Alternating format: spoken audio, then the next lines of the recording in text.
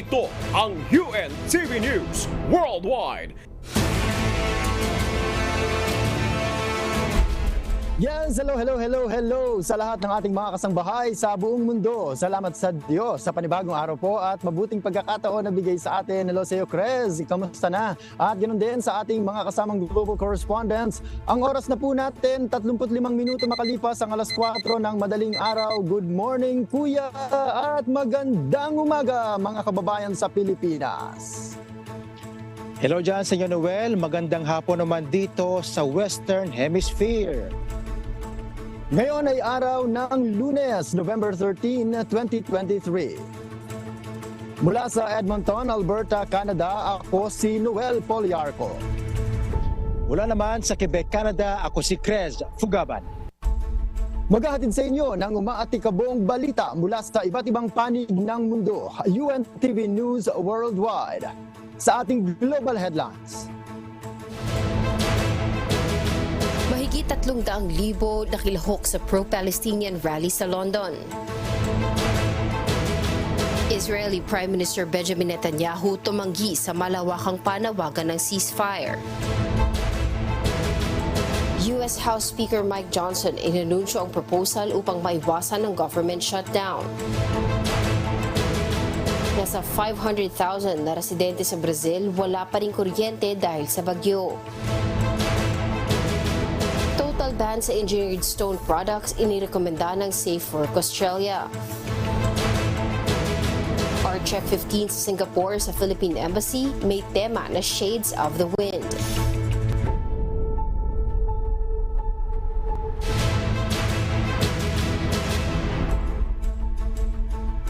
Una sa ating mga umaatikabong balita.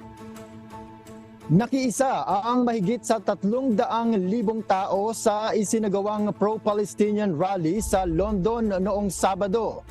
Arestado naman sa panggugulo ang 126 counter-protesters. Ito ang umaatikabong balita ni Bradley Robuza. Free Palestine! Free Palestine! Free Palestine! Dinaluhan ng mahigit 300,000 taga-suporta ng Palestine ang isinagawang pro-Palestinian March sa London noong Sabado. Bit-bit ang kani-kaniyang placards ng mga rallyista tungkol sa pagsuporta sa Palestine sa lumalalang gyera nito kontra Israel.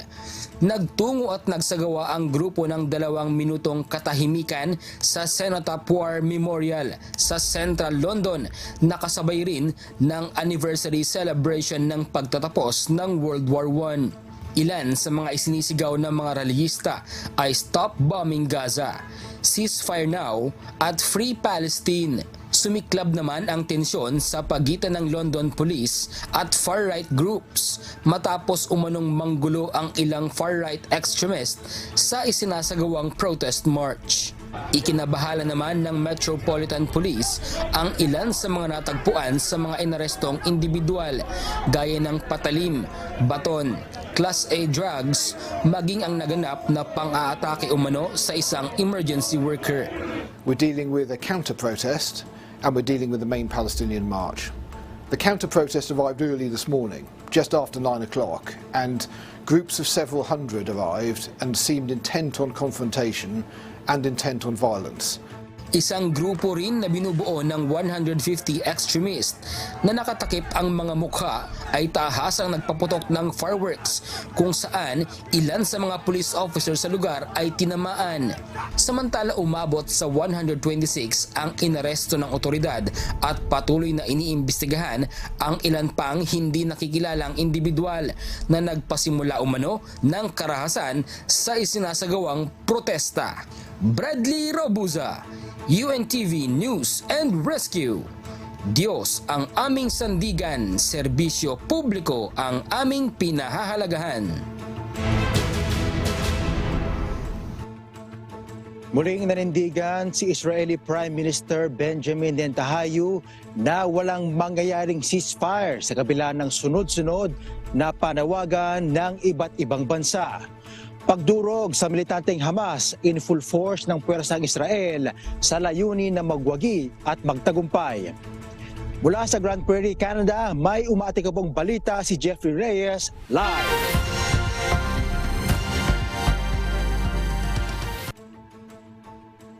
Jeffrey, magandang hapon sa inyo. Ano ang posibilidad na maisakatuparan ang panawagan na ceasefire?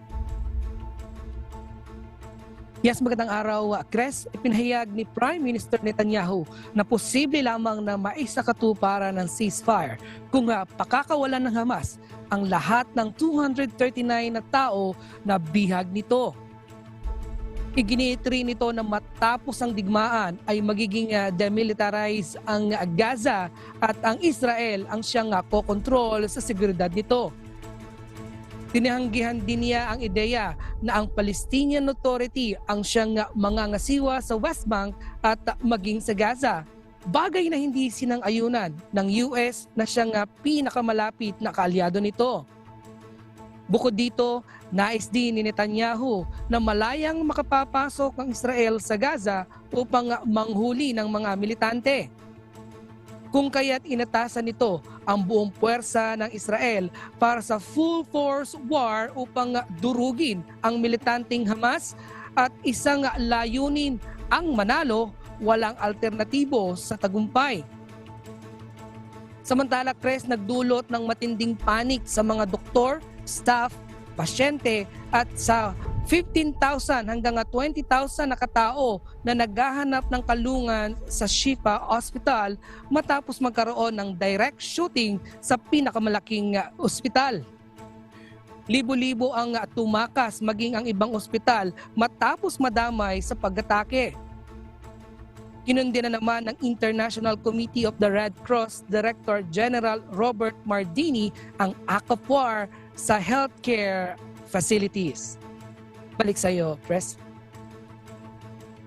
Oo, Jeffrey, alam mo dito sa Montreal, Canada, may mga ilang ginawang protesta, no, ang mga residente upang magbigay nga ng boses o panawagan na maitigil na itong gera na ito. Ganon din ba dyan sa iyong lugar? Meron din ba? At meron ka ibang balita kung ilan ang bilang ng casualties sa gera sa Gaza? Sa ngayon na Chris ay hindi naman gaanong nagkakaroon ng mga movement dito sa gawing Alberta kasi ang mga tao naman ay nananatiling vigilante sa mga nangyayari. At patungkol naman sa bilang ay ibinunyag nga ng Hamas-run Health Ministry sa Gaza na mayroong 11,078 na katao na ang nasawi mula ng paigtingin ng Israel ang kanilang military operation sa Gaza. Kinabibilangan nito ng 4,506 na mga bata at mahigit 3,000 mga babae habang mayroon na 27 katao naman ang nasugatan. Chris? Okay, salamat Jeffrey Reyes mula sa Grand Prairie, Canada. Lipat naman tayo sa US. Inanunsyo ni US House Speaker Mike Johnson ang kanyang proposal para maiwasan ang partial government shutdown nitong Sabado. Ito ay para ma-extend ang pondo ng ilang ahensya at programa hanggang January 19 at ang patuloy na budget ng iba hanggang February 2. Mula sa Maine, USA, may umaatikabong balita si Lea Salara. Live! Hello Lea, bakit dalawa pa ang nabanggit na date ng extension? Noel, nais ni Speaker Mike Johnson na magkaroon ng two-step continuing resolution para matugunan ang concern ng ilang mambabatas na magkaroon ng malaking spending bill bago ang holidays. Aniya makakatulong ito upang maiwasan ang absurd holiday season omnibus tradition ng malalaking spending bills na nire-review bago ang recess tuwing Disyembre. Hindi naman kasama sa bill na ito ang pondong ni-request ni President Joe Biden para sa Israel, Ukraine at US border sa Mexico. Ayon kay Johnson, inihiwalay niya ito sa isang emergency supplemental bill.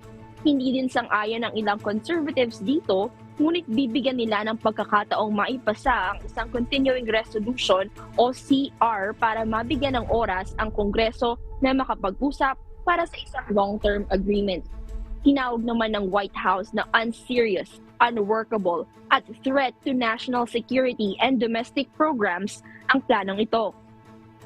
Ayon kay Press Secretary Karine Jean-Pierre, magiging dahilan lang ito ng mas maraming kaguluhan at shutdown.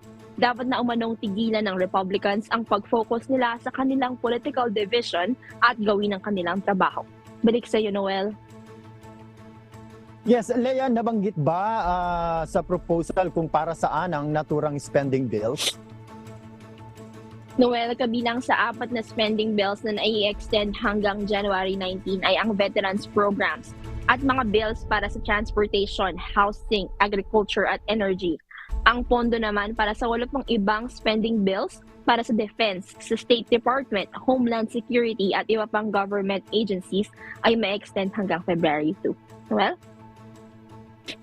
Alright, maraming salamat. Leia Salar mula sa Maine, USA na may $8.67 billion budget para sa general spending para sa fiscal year 2023. Dako naman tayo sa Toronto, Canada. Sinalanta ang pinakamalaking syudad sa Brazil ng isang bagyo. Ngunit hanggang ngayon, nasa kalahating milyong mga residente pa rin ang walang kuryente. Mula sa Toronto, Canada, may umatik pong balita si Sheila Reyes live.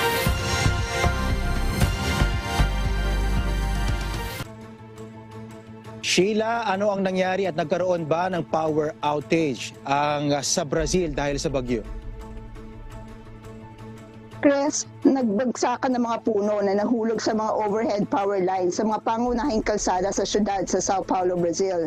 Kaya naman simula pa noong Lunes, 3 araw matapos manalasa ang isang bagyo, daan-daan libong mga residente pa rin sa syudad ang nawalan ng kuryente.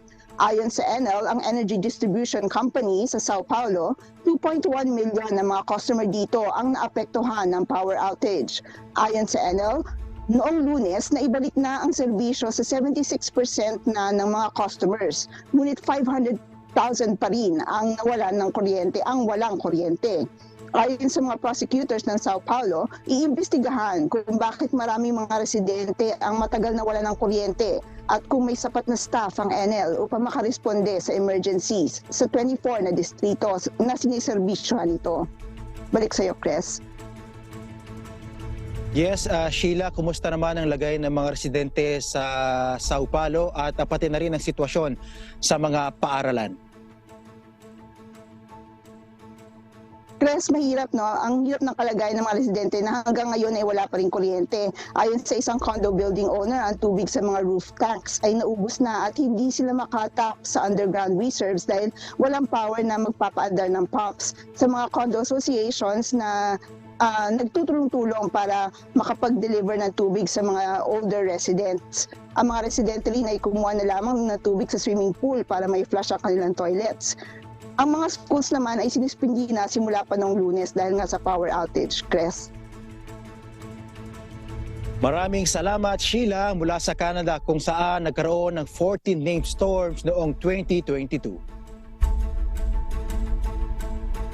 Kakaharapin ng China ang extreme winter weather habang dumagdag naman ang El Nino sa problema ng global warming.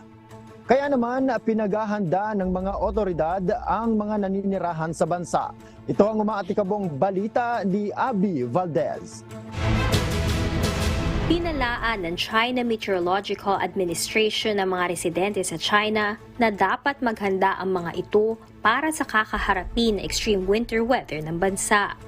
Ayon sa ahensya, ang mundo ay nasa track upang matamo ang pinakamainit na taon nito ngayong 2023. Kaya naman inaasahang magpapatuloy ang El Nino hanggang tagsibol.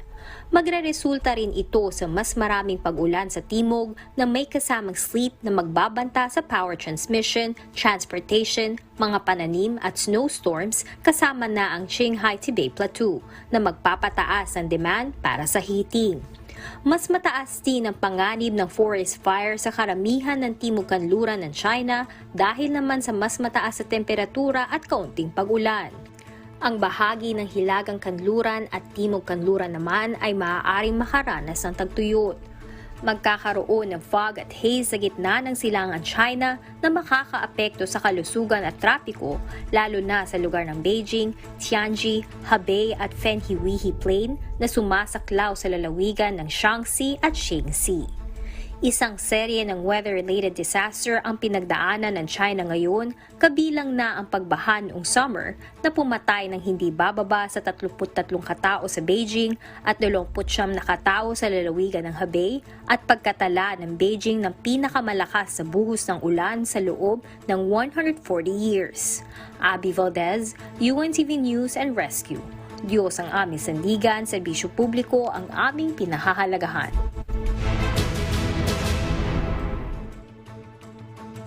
Nanawagan ng US Public Health officials sa agarang pagkilos upang pigilan ang nakakaalarmang pagtaas ng bilang ng mga sanggol na ipinapanganak na may syphilis. Ito ang umatikabong balita ni Ning De La Peret. Sa mga sanggol, ang syphilis ay maaring malala, magkaroon ng kapansanan at maaring banta sa buhay.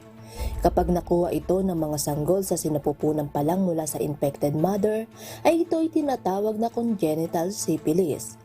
Bawat kaso ng congenital syphilis ay tinulad na never event, isang tragic outcome na hindi dapat mangyari dahil may iwasan lamang ito kung ito ay labanan sa tamang oras.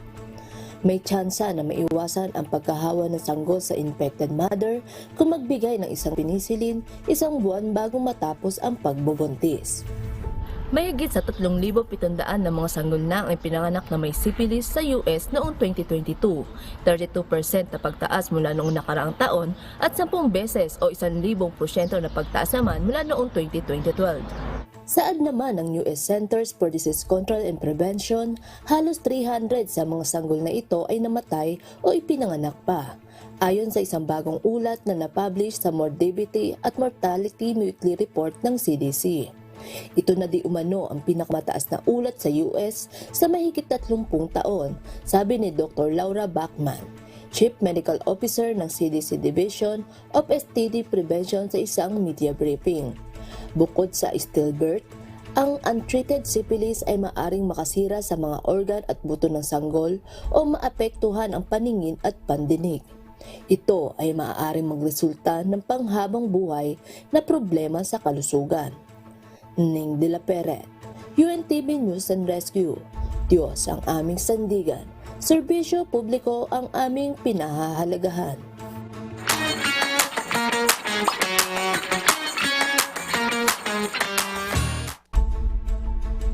Magkakaroon ng libreng masterclass tungkol sa brand awareness para sa mga kababayan natin sa Spain.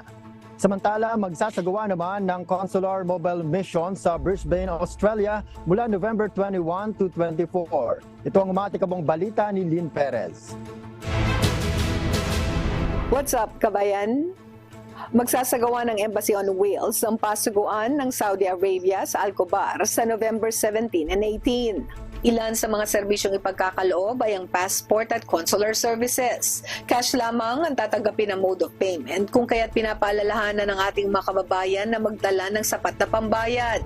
Maaari mag-email sa consular@philembassy-riyadh.org kung may mga katanungan. Inaanyayahan ng mga kababayan natin sa Spain na dumalo sa libreng masterclass. Tatalakayin dito ang mga tips sa brand awareness para sa may mga negosyo or online brand. Gaganapin ito sa November 19, alas 11 ng umaga hanggang alas 12:30 ng tanghali. At sa mga interesadong mag-register, bumisita lamang sa official Facebook page ng Philippine Embassy sa Spain sa facebook.com/PH in Spain. Magkakaroon naman ng Consular Mobile Mission sa Brisbane, Australia mula November 21 to 24 sa Eaton's Hill Hotel. Sa mga kinakailangan ng passport services, mag-secure lamang ng inyong appointment sa passport.gov.ph/appointment hanggang November 14. Maaari mag-email sa mobilemission@philembassy.org.au kung may mga katanungan o anumang concerns. Ilagay lamang sa subject ang Brisbane Mobile Mission. Maaari namang makita ang mga passport ng mga kababayan natin sa Qatar na ready na for release sa Qatar Passport Releasing page na bit.ly/Doha PPT Releasing. Bukas ang embahada mula Linggo hanggang Huwebes alas 7 ng umaga hanggang alas 3 ng hapon. Huwag kalimutang dalhin ang inyong old passport at resibo. At yan muna ang latest mga kabayan. Ako pong muli si Lynn Perez para sa UNTV News and Rescue. Diyos ang aming sandigan, serbisyo publiko ang aming pinahahalagahan.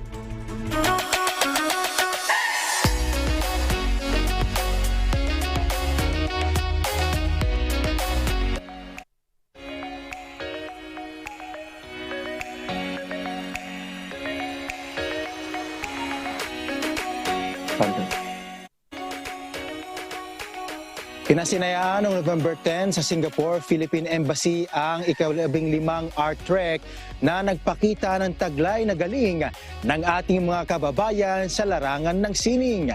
Ito ang umatigabong balita ni Erlyn Simon. Selebrasyon ng malalim na cultural and artistic relation ng Pilipinas at Singapore ang naging tema ng inilunsad na Art Trek 15, isang art exhibition sa Singapore Philippine Embassy. Pinamagatang Shades of the Wind ang exhibit na ito na nagpapahayag sa publiko ng malawak na interpretasyon ng bawat isa sa iba't ibang kulay. 16 na artworks na gawa ng mga Filipino artists ang masasaksihan dito kung saan naipahayag nila ang kani-kaniyang saloobin at pananaw ukol sa iba't ibang aspeto ng buhay na kasabay ng makabagong panahon sa pamamagitan ng arts. 10% lang yung listening to other people, what to tell, what to paint. 90% of it dapat yung what you really want to do. Na-realize ko, as an Asian, as a Filipino, kaya nating makipagsabayan with other countries. Kaya nating umangat. Bibigyan ka ng chance na makapag-exhibit ulit international. So it means na nare-recognize, nakikita yung gawa mo. Ayon rin sa One East Asia na siyang primary organizer ng event na ito, ang mga obra maestra na naitampok sa collection ay nagpapatunay ng galing ng mga Pilipino. I mean, I've been promoting Filipino artists for more than a decade. And I keep bumping into new talents, wonderful talent. Magtatagal ang free art exhibit sa Singapore Philippine Embassy hanggang November 20 ng taong ito. Simula noong 2007, halos 200 Filipino artists na ang na-feature ang kanilang artworks dito sa Singapore. Patunay lamang ito na sa iba't ibang larangan, tumatatak ang angking galing ng mga Pilipino saan mang panig ng mundo. Erlyn Simon, UNTV News and Rescue. Diyos ang aming sandigan, serbisyo publiko ang aming pinahahalagahan.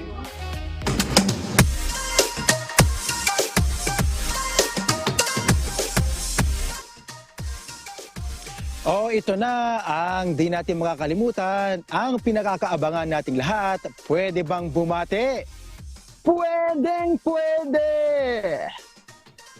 Narito ang pagbati ng ating kababayan. Hi po mga kapatid, ako po si Tony Sunglao, taga Edmonton, Canada. Binabati ko po lahat ng mga kapatiran sa buong mundo at sana po ay lalo pa tayo magpakatibay at patuloy sa ating mga gawa. Salamat po sa inyo. Alright. Ako naman ang babate, Noel. Magandang hapon at magandang umaga naman sa Pilipinas. Binabati ko ang Fugaban family sa buong mundo, ang si Julius Kimbawi, si Renzel De Vera na ang pinsan at ang MCGI Prod ng Montreal at Ottawa. Noel?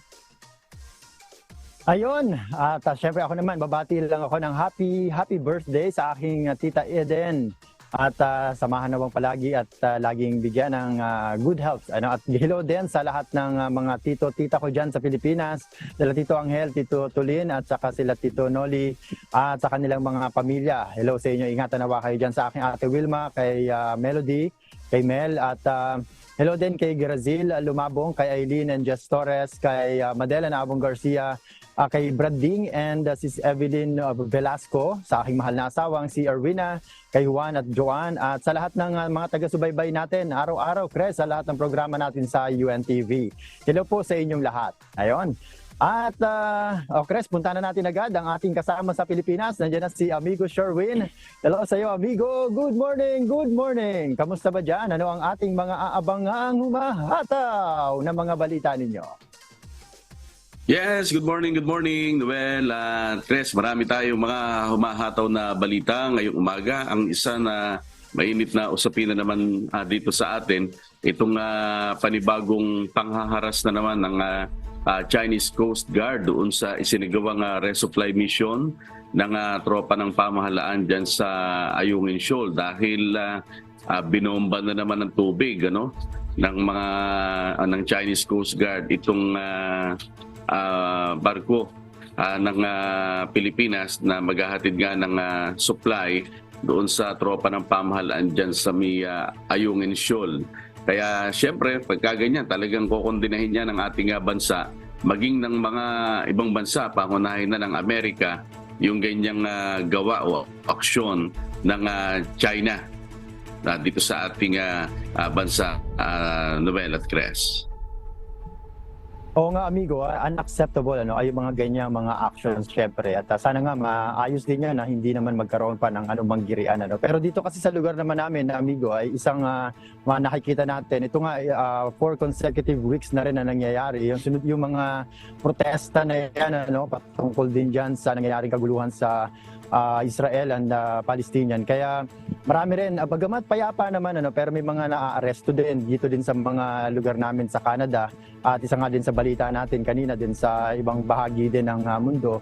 Tuloy-tuloy din. Kaya sana nga ito naman bagamat meron pa rin tayong nasasaksiyang ganito ay wala namang maging dulot na anumang karahasan dito rin sa mga lugar na ito. Ayun, Cres. Oo, Noel, ganoon din dito, noong mga nakaraang linggo, meron kang nagpo-protesta, na mga, lalo na yung mga estudyante dito, patungkol nga dyan, sa giyera, pagitan ng Hamas at Israel. At isa pang mainit na balita dito, Noel, maaring magtaas, o nakikita na nga, ang pagtaas ng tuition fee para sa mga international student or mga student outside dito sa probinsya ng Quebec. Kaya sa mga kababayan natin, kasi popular dito, Sherwin, ang mag-apply ng student visa sa Canada at particular din dito sa probinsya ng Quebec. Kaya sa mga nagbabalak na mag-apply ng student visa papunta sa probinsya ng Quebec, pakitignan lang po ninyo, mga kababayan, maaring tumaas at dumoble ang presyo ng tuition fee dito sa probinsya ng Quebec. Ayun, baka si amigo may planong mag-apply dito nang magkita naman kami.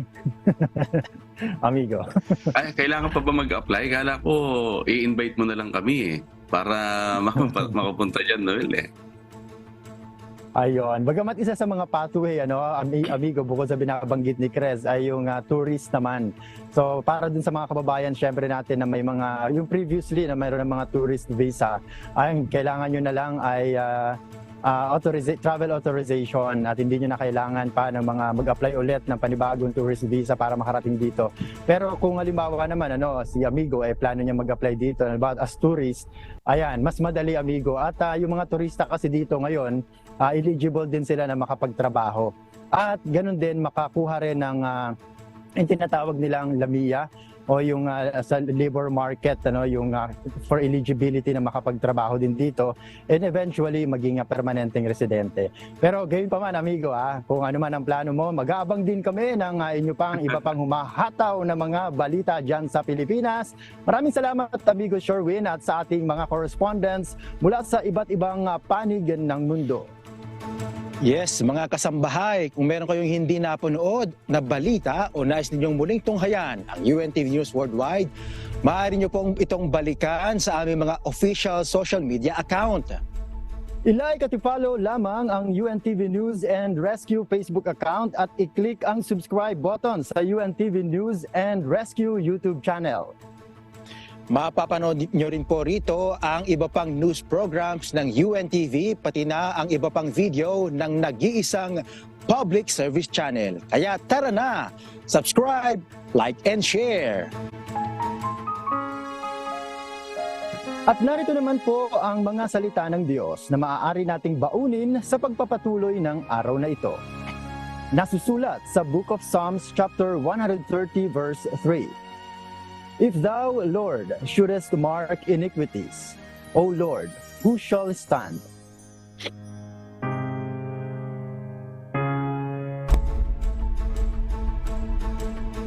At iyan po ang mga umatika pong balita sa iba't ibang panig ng mundo ngayong umaga ng Lunes, November 13, 2023. Susunod na ang programang Hataw Balita Pilipinas sa UNTV at UNTV Radyo La Verdad 1350. Mula rito sa Quebec, Canada, ako si Crez Fugaban. Sa ngalan ng lahat ng bumubuo ng UNTV News and Rescue at ng UNTV Radyo La Verdad 1350, mula naman sa Edmonton, Alberta, Canada, ako si Noel Poliarco. Dito sa UNTV at sa UNTV Radyo La Verdad 1350, Diyos ang aming sandigan, serbisyo publiko ang aming pinahahalagahan. Milyong salamat po sa Diyos.